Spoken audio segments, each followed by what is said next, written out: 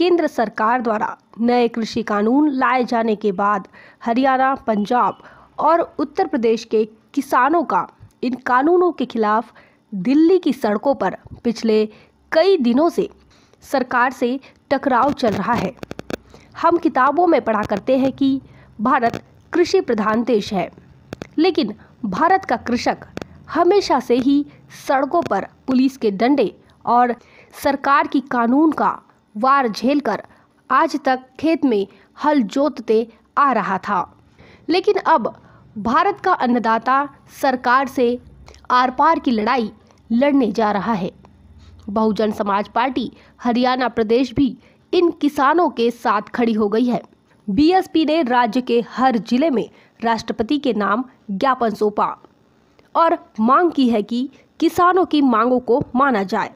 वहीं पिछले दिनों बहुजन समाज पार्टी की राष्ट्रीय अध्यक्षा बहन मायावती जी, इन्होंने भी किसान कानून पर सरकार को विचार करने की आवश्यकता पर बयान दिया था।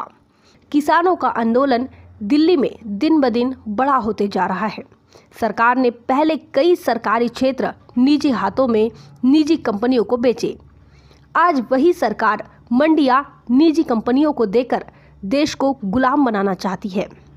बहुजन समाज पार्टी ने इसके पहले जब संसद में इस बिल पर बहस हो रही थी, तब बहुजन समाज पार्टी के सांसदों ने किसानों के मुद्दे को उठाया था। पूरी तरीके से किसान विरोधी है, बिचौलिए और जमाखोरों को फायदा पहुंचाने वाला बिल है।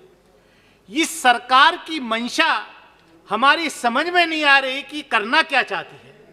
हर चीज को बेचना, हर चीज को प्राइवेटाइज करके अपने कॉरपोरेट दोस्तों के हवाले करना, एयरपोर्ट को बेच दो, रेलवे को बेच दो, बंदरगाहों को बेच दो। अब बचा कुचा किसानी बची थी किसानों की, उनकी आमदनी को भी बेचने का काम, कॉरपोरेट्स के, मल्टीनेशनल्स के हवाले करने का काम इस बिल के माध्यम से ये सरकार कर रही है। अभी सत्ता पक्ष के एक साथी बोल रहे थे, चौधरी साहब, कि बहुत बड़ा इन्वेस्टमेंट आएगा इस अमेंडमेंट के माध्यम से। पता नहीं वो इन्वेस्टमेंट कहाँ आएगा। मैं कहना चाहता हूं अध्यक्ष महोदय कि एक एग्जाम्पल मैं देना चाहता हूं कि कॉरपोरेट मल्टीनेशनल्स आएंगे, वो इसमें इन्वेस्ट करेंगे। प्राइवेट शुगर फैक्ट्रीज हैं, किसान अपना अनुबंध करता है उनके साथ कि हम गन्ना एक्स शुगर फैक्ट्री को देंगे, लेकिन आज क्या स्थिति है? एक एक साल का पेमेंट गन्ना किसानों का प्राइवेट चीनी मिल नहीं कर पा रहे हैं। किसानों को सस्ता पानी, सस्ती बिजली, सस्ती खाद दी जाए। उनकी जो लागत लगती है उससे 10%, 15% प्रॉफिटेबल पर एमएसटी वो मिनिमम सपोर्ट प्राइस फिक्स किया जाए। कुछ ऐसे कारगर कदम उठाए जाएं जिससे वो किसान जो आत्महत्या के लिए मजबूर हो रहे हैं, आत्महत्या रुके। बजट में आपने कृषि पर कोई ध्यान नहीं दिया।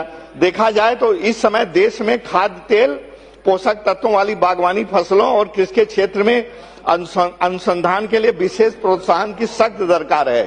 बिल्कुल, और उसके लिए आपका धन्यवाद माननीय अध्यक्ष जी। बहुजन समाज पार्टी खाली इतनी मांग कर रही है कि ये जो खरीफ में अभी आपने दाम बढ़ाने का काम किया है, आदरणीय अध्यक्ष जी, इसको विधेयक में लाया जाए। इसको विधेयक में लाया जाए, तभी किसानों का सम्मान हो पाएगा। बहुत बहुत धन्यवाद। बहुजन विचारधारा को घर घर तक पहुंचाने के लिए हमारे YouTube चैनल को सब्सक्राइब करें, लाइक करें, कमेंट करें, शेयर करें और बेल आइकन की घंटी दबाना ना भूलें।